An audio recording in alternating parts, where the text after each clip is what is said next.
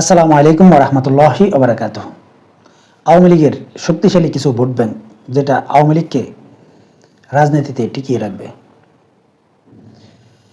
অনেকে আমার বক্তব্য বিবৃতি শুনে কেউ আমাকে আওয়ামী লীগের দালাল বলেন, কেউ বিএনপির, কেউ জাতীয় পার্টির, কেউ জামাতের। কিন্তু বাস্তব সত্য হচ্ছে, যখন আওয়ামী লীগের আমলে অনলাইনে কেউ সত্য কথা বলতো তখন তাকে যে কেউ বিএনপি বা জামাতের দালাল বলতো। আবার এখন যদি কেউ সত্য কথা বলে সেটাকে আবার কেউ আওয়ামী লীগের দালাল বলে। কারণ বাস্তব সত্য শুনতে আসলে আমরা কেউ আগ্রহী না। আমার বক্তব্য বিবৃতিতে আমি সবগুলো দলকে নিয়ে আসলে সমালোচনা করি, আবার ভালো দিক এবং মন্দ দিক দুটোই কিন্তু আলোচনা করি। তাই অনেকে আওয়ামী লীগের পক্ষে কিছু ভালো কথা বললেই অনেকে আমাকে আওয়ামী লীগ মনে করেন। আসলে আমি এই অনলাইনে কথা বলার আমার একটা উদ্দেশ্য রয়েছে, সেই উদ্দেশ্যটা নিয়ে এখন পর্যন্ত আলোচনা করিনি। আমার একটা কথা বলার জন্য একটা প্ল্যাটফর্ম দরকার। আমি প্রথমে সেই প্ল্যাটফর্মটা আসলে তৈরি করার চেষ্টা করছি। ইতিমধ্যে আমার যতটা সাবস্ক্রাইবার হয়েছে, মোটামুটি আপনাদের সামনে কথা বলার মতো বা আমার যে উদ্দেশ্য এটা সম্পর্কে বলার মতো পরিবেশ কিন্তু তৈরি হয়েছে।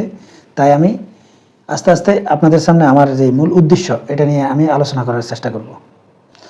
বাংলাদেশে যারা আওয়ামী লীগ করে বা বিএনপি করে, জাতীয় পার্টি করে বা জামাত করে, এরা কিন্তু বাংলাদেশের বাইরে থেকে কেউ এসে রাজনীতি করে না। আমরা প্রত্যেকেই কিন্তু বাংলাদেশের নাগরিক এবং বাংলাদেশেরই লোক।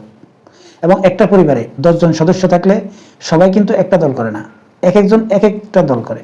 কিন্তু কোনো দল ক্ষমতা থেকে চলে যাওয়ার পর যদি সেই দলের উপর অত্যাচার, অবিচার এবং নির্যাতন, নিপীড়ন নেমে আসে, তখন এটা আসলে সত্যি দুঃখজনক। কারণ একটা পরিবারে যদি আপনার 10 জন সদস্য থাকে, 10 জন এক একজন এক এক দল করতে পারে। তাই বলে কি দল ক্ষমতা থেকে চলে যাওয়ার পর সেই লোকদের উপরে নির্যাতন, নিপীড়ন নেমে আসবে? এটা কি আসলে দেশের জন্য ভালো কিছু বয়ে আনে? আসলেই আনে না। আমার এই কথা বলার অনেকগুলো উদ্দেশ্য রয়েছে। আমি আস্তে আস্তে আপনাদের সামনে সেগুলো ক্লিয়ার করার চেষ্টা করব। এবং কেউ ব্যক্তিগতভাবে আমাকে কোনো দলের সমর্থক মনে করবেন না। আমি অনলাইনে কথা বলার মূল উদ্দেশ্যটা হচ্ছে, আমি যেটাকে সঠিক মনে করি আমি আপনাদেরকে সেটা সবসময় বলার চেষ্টা করব। কিন্তু কখনো আমাকে দলকানা হিসাবে কোনো সময় দেখবেন না। এবার আসি মূল আলোচনায়। বাংলাদেশে আওয়ামী লীগের অনেকগুলো শক্তিশালী ভোট ব্যাংক রয়েছে।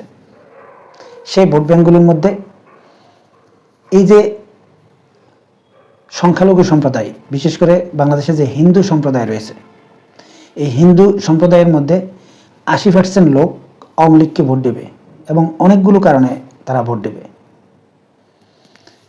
এই ভোটগুলো আপনি সবসময় আওয়ামী লীগের জন্য একটা রিজার্ভ ভোট হিসাবে আপনি আখ্যায়িত করতে পারেন। এটা বাংলাদেশের অন্য কোনো দল এই হিন্দু সম্প্রদায়ের ভোট নিতে পারবে না। এছাড়া বাংলাদেশে যে মুক্তিযোদ্ধা পরিবারগুলো রয়েছে, এই মুক্তিযোদ্ধা পরিবারগুলোকে এই আওয়ামী লীগ সরকারের আমলে বা শেখ হাসিনার আমলে সবচাইতে বেশি সম্মানিত করেছিল এবং তাদের জন্য আসলে ভাতার ব্যবস্থা করা, এমনকি এই মুক্তিযোদ্ধা পরিবারদেরকে চাকরি দেওয়া এবং মুক্তিযোদ্ধা পরিবারদেরকে রাষ্ট্রীয়ভাবে সম্মাননা দেওয়া, এই জিনিসগুলো করার কারণে এই মুক্তিযোদ্ধা পরিবারগুলো আওয়ামী লীগকে সবসময় পছন্দ করবে এবং আওয়ামী লীগকেই ভোট দেবে। অতএব এই জায়গায় আওয়ামী লীগের শক্তিশালী ভোট ব্যাংক রয়েছে। এছাড়াও আওয়ামী লীগ সরকারের আমলে গরিব, অসহায় এবং যাদের আসলে বাড়িঘর নেই বা জায়গা জমি নেই, এই জাতীয় মানুষদের জন্য শেখ হাসিনা কিন্তু 5 লক্ষেরও বেশি ঘর তৈরি করে দিয়েছেন। অতএব এই ঘরগুলো যারা পেয়েছে, এই পরিবারগুলো কিন্তু আওয়ামী লীগকে অবশ্যই ভোট দেবে। হ্যাঁ, অনেকেই বলতে পারেন এই ঘরগুলোতে অনেক সময় অনিয়ম হয়েছে বা অনেক সময় আওয়ামী লীগের কিছু নেতাকর্মীরাও এই ঘরগুলোতে ছিল, হয়তো সেটা পরিমাণটা খুব বেশি না, কিন্তু আসলে যারা গরিব এবং যারা এই ঘরগুলো পেয়েছে, এই লোকগুলো আসলে শেখ হাসিনা বা আওয়ামী লীগকে অবশ্যই ভোট দেবে এবং যে কোনো কিছুর বিনিময়ে আওয়ামী লীগকে তারা পছন্দ করবে। এছাড়া বাংলাদেশে যারা মুরব্বী শ্রেণীর লোক রয়েছে, যেমন বৃদ্ধ বয়সের, যারা 1971 সাল দেখেছে, এই জাতীয় লোক যারা রয়েছে, এই লোকগুলো আসলে বেশিরভাগ ক্ষেত্রে আওয়ামী লীগকে ভোট দেয় এবং আওয়ামী লীগকে পছন্দ করে। তারা শেখ হাসিনার কর্মকাণ্ড দেখে আওয়ামী লীগকে ভোট দেয় না, তারা বঙ্গবন্ধুকে ভালোবাসে বা শেখ মুজিবুর রহমানকে ভালোবাসে, এই কারণে তারা আওয়ামী লীগকে ভোট দেবে। অতএব এই শ্রেণীর একটা বিরাট অংশ আওয়ামী লীগকে ভোট দেয়। এছাড়াও বাংলাদেশে যে গরিব শ্রেণীর লোক রয়েছে, একেবারে নিম্ন আয়ের মানুষ, এই নিম্ন আয়ের মানুষগুলো আসলে আওয়ামী লীগকে বেশিরভাগ ক্ষেত্রে ভোট দেবে এবং ভোট দেয়। এই নিম্ন শ্রেণীর মানুষগুলো কেন আওয়ামী লীগকে ভোট দেবে, এটা যদি বিস্তারিতভাবে বলতে চাই তাহলে আসলে ভিডিওটা অনেকটাই লম্বা হয়ে যাবে। তাই অন্য কোনো ভিডিওতে আসলে সেটা আমি ক্লিয়ার করার চেষ্টা করব। মানে মূল কথাটা হচ্ছে, নিম্ন আয়ের একদম লো লেভেলের যেই মানুষগুলো রয়েছে, এই মানুষগুলোর মধ্যে বেশিরভাগ মানুষ আওয়ামী লীগকে ভোট দেয় এবং আওয়ামী লীগকে পছন্দ করে। এর বাইরে একটা এলিট শ্রেণী আছে, এই এলিট শ্রেণীর লোকগুলো আসলে আওয়ামী লীগকে ভোট দেয় এবং সুশীল শ্রেণী যে লোকগুলো রয়েছে, এই সুশীল শ্রেণীর লোকগুলোও কিন্তু আওয়ামী লীগকে ভোট দেবে। আবার বাংলাদেশে এই বিগত আওয়ামী লীগ সরকারের সময় যারা সরকারি চাকরি করত, সরকারি চাকরিজীবী যারা রয়েছে, এই সরকারি চাকরিজীবীদের পুরো পরিবার আওয়ামী লীগকে ভোট দেবে। এটারও অনেকগুলো কারণ রয়েছে, সেটা আপনারা ভালোভাবে বুঝতে পারছেন। অতএব আওয়ামী লীগের এই জায়গায় শক্তিশালী ভোট ব্যাংক রয়েছে এবং এই সরকারি চাকরিজীবীরা বা এই পরিবারগুলো আওয়ামী লীগকে অবশ্যই ভোট দেবে। আরেকটা শ্রেণী রয়েছে যে বাংলাদেশে আমরা যারা মুসলমান রয়েছে, এই মুসলমানদের মধ্যে ইসলামকে এক একজন এক একভাবে ধারণ করে। যেমন কেউ ব্যক্তি জীবনে ইসলামটাকে প্র্যাকটিস করতে চায়, রাষ্ট্রীয় জীবনে ইসলামের আইন কানুনগুলো প্রতিষ্ঠা হোক বা সেটাই প্রয়োগ করা হোক, এটা কিন্তু বাংলাদেশের অনেক মুসলমান চায় না। আর এই শ্রেণীর যে লোকগুলো রয়েছে, এই শ্রেণীর লোকগুলোর মধ্যে বেশিরভাগ ভোট কিন্তু আওয়ামী লীগ পাবে আর কিছু অংশ বিএনপিও পাবে। অতএব এই জায়গায়ও আওয়ামী লীগের অনেক বড় শক্তিশালী ভোট ব্যাংক রয়েছে। এখন অনেকেই বলতে পারেন যে বিগত আওয়ামী লীগ সরকারের সময় অনেক আলেমদের উপর নির্যাতন নিপীড়ন চালানো হয়েছে। এই আলেমদেরকে যে নির্যাতন নিপীড়ন চালানো হয়েছে, এই কারণে যে শ্রেণী ব্যক্তি জীবনে ইসলাম প্র্যাকটিস চলুক সেটা চাই, এই জাতীয় লোক আওয়ামী লীগকে কেন ভোট দেবে?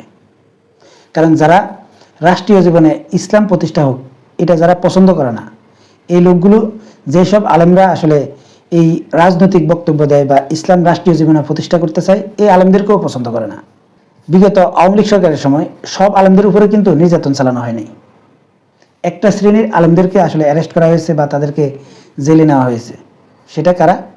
সেটা হচ্ছে যারা রাষ্ট্রীয়ভাবে ইসলামকে প্রতিষ্ঠা করতে চায়, এই শ্রেণীর। এখন যে শ্রেণীর মানুষ রাষ্ট্রীয়ভাবে ইসলাম প্রতিষ্ঠা হোক এটা যে শ্রেণীর মানুষ চায় না, সেই শ্রেণীর মানুষ আওয়ামী লীগকে অপছন্দ করার কোনো কারণ নেই। এমনকি আওয়ামী লীগ সরকার কিন্তু অনেকগুলো মডেল মসজিদ তৈরি করেছে। এখন এই শ্রেণীর লোক কি আওয়ামী লীগকে আসলে ইসলাম বিরোধী মনে করবে? তারা কিন্তু ইসলাম বিরোধী মনে করবে না। এখন এই শ্রেণীর লোক কি মনে করবে? এই শ্রেণীর লোক মনে করবে যে আওয়ামী লীগ অবশ্যই ইসলাম প্রেমী, কিন্তু যেসব হুজুররা রাষ্ট্রীয়ভাবে ইসলাম প্রতিষ্ঠা করতে চায় তাদের বিরুদ্ধে এই শেখ হাসিনা ব্যবস্থা নিয়েছে। অতএব এই জায়গায় এই শ্রেণীর মানুষের কাছে আওয়ামী লীগ আসলে ঘৃণার পাত্র হবে না, আর এই কারণে ঘৃণার পাত্র হবে না। অতএব এই জায়গায়ও আওয়ামী লীগের শক্তিশালী ভোট ব্যাংক রয়েছে।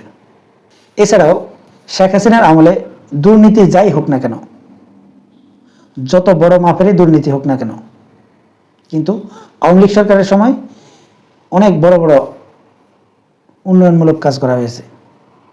অতএব এই উন্নয়নমূলক কাজের জন্য আওয়ামী লীগের প্রতি একটা শ্রেণীর মানুষ অবশ্যই তাদের দুর্বলতা থাকবে এবং সেই শ্রেণীর মানুষও কিন্তু আওয়ামী লীগকে ভোট দেবে। অতএব বাংলাদেশে এই কয়েকটা শ্রেণী মিলে আওয়ামী লীগের কিন্তু শক্তিশালী একটা ভোট ব্যাংক রয়েছে। আর এই শক্তিশালী ভোট ব্যাংক থাকার কারণে আওয়ামী লীগ কিন্তু রাজনীতিতে টিকে থাকবে। হয়তো আওয়ামী লীগ আগামী নির্বাচন করতে পারবে না বা আওয়ামী লীগকে আগামী নির্বাচন করতে দেওয়া হবে না, কিন্তু আওয়ামী লীগের যে এই শক্তিশালী ভোট ব্যাংক রয়েছে, এই ভোট ব্যাংক দিয়ে আওয়ামী লীগ কিন্তু আবারও ঘুরে দাঁড়াবে। হয়তো সেটা সময় লাগতে পারে, কিন্তু আওয়ামী লীগ বাংলাদেশের রাজনীতিতে আবারও কিন্তু প্রতিষ্ঠিত হবে। এটাই হচ্ছে মূল বাস্তবতা। সম্মানিত দর্শক, আপনারা কি মনে করেন কমেন্টসে জানাবেন। আল্লাহ হাফেজ।